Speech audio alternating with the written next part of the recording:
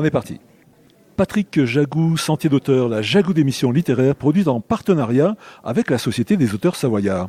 Aujourd'hui, j'ai le plaisir d'accueillir François Pérodin.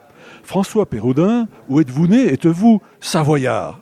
Alors peut-être que si on remontait à plusieurs siècles, j'aurais des origines savoyardes. Non, mais je suis bagnard, donc dans le Val de Bagne, en Valais. François Pérodin, vous écrivez, à part écrire, que faites-vous dans la vie? Je suis guide de montagne, photographe. Je me suis aperçu que le meilleur moyen de vendre mes illustrations était d'écrire à leur sujet. Puis après, ça a pris de l'envergure. Et maintenant, je me lance aussi dans la réalisation de films de montagne. François, combien de livres au compteur aujourd'hui? Sauf erreur, 7 livres. Le tout premier qui est un petit bijou qui s'appelle Le Mont Esthète, qui est mon préféré. Ensuite, 6 livres qui ont été faits aux éditions Slatkin.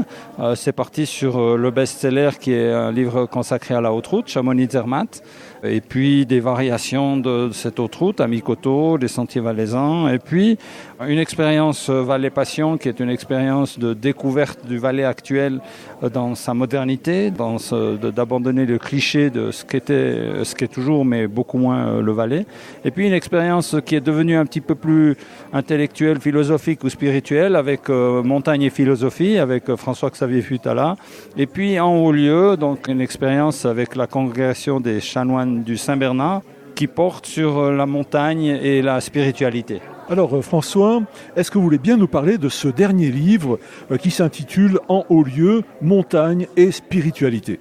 Oui, si vous voulez, l'hospice du Grand Saint-Bernard est un lieu où je me rendais déjà comme jeune écolier, où nous allions faire ce qu'on appelait à l'époque des retraites, qui maintenant deviennent des instants de réflexion. On n'ose plus employer le mot retraite. Et la congrégation des chanoines du Saint-Bernard, ce sont des gens qui sont entièrement consacrés à la prière et à l'accueil, et qui là-haut, sur ce haut col du Saint-Bernard, sont présents toute l'année, accueillent le passant qui vient parfois y découvrir et trouver ce qu'il ne savait pas chercher. Et c'est un lieu d'énergie puissant, énergie spirituelle et aussi énergie humaine de par la personnalité de ces gens qui animent le haut col. Chers auditeurs, nous parlions aujourd'hui de l'ouvrage de François Pérodin intitulé En haut lieu, montagne et spiritualité, publié aux éditions Slatkin.